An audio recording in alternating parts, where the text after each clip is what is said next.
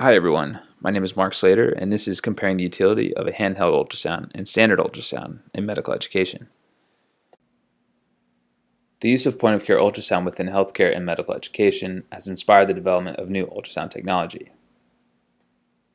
In 2018, a handheld ultrasound machine called the Butterfly IQ was introduced. It consolidates the standard 3-probe ultrasound design into a single pocket-sized probe capable of full-body imaging.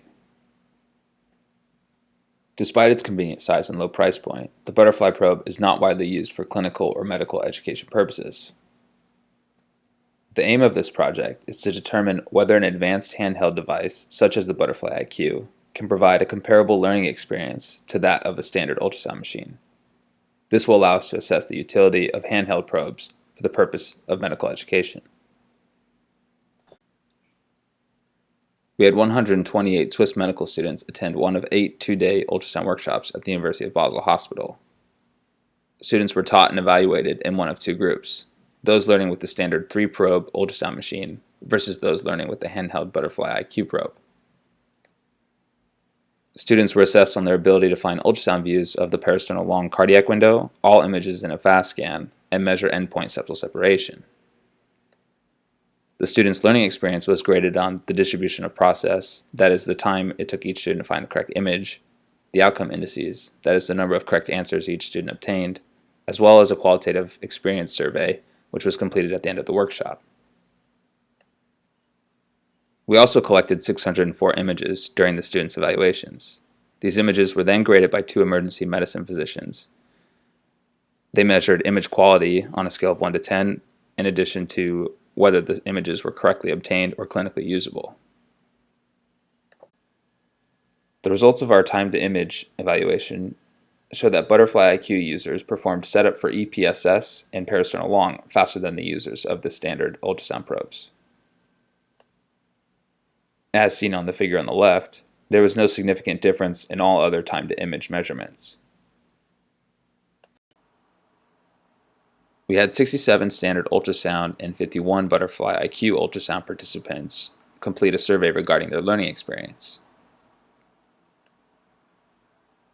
The results showed no significant difference in the students' rated difficulty of obtaining different views, the students' comfortability obtaining different views, or the self-estimated ability to independently perform ultrasound in the future. The results of the image quality portion of the study showed that Butterfly ultrasound image quality was rated lower than standard ultrasound image quality. Image quality was rated on a scale of 1 to 10, and as you can see, the Butterfly IQ image quality was rated at an average of 6.48, while standard ultrasounds used in the study had an average of 7.34.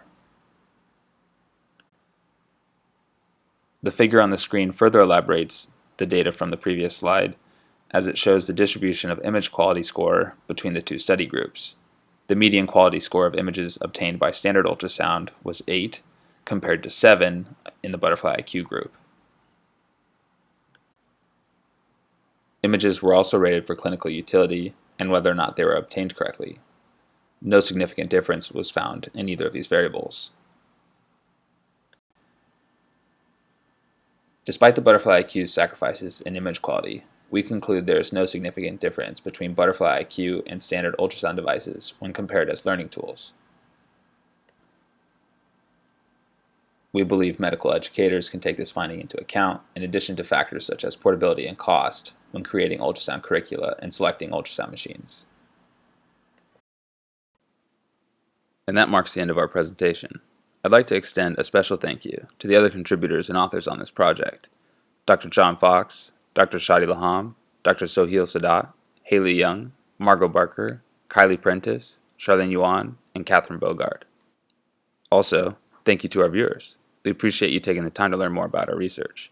Again, my name is Mark Slader, and if you have any questions, please feel free to email me at mslader@hs.uci.edu.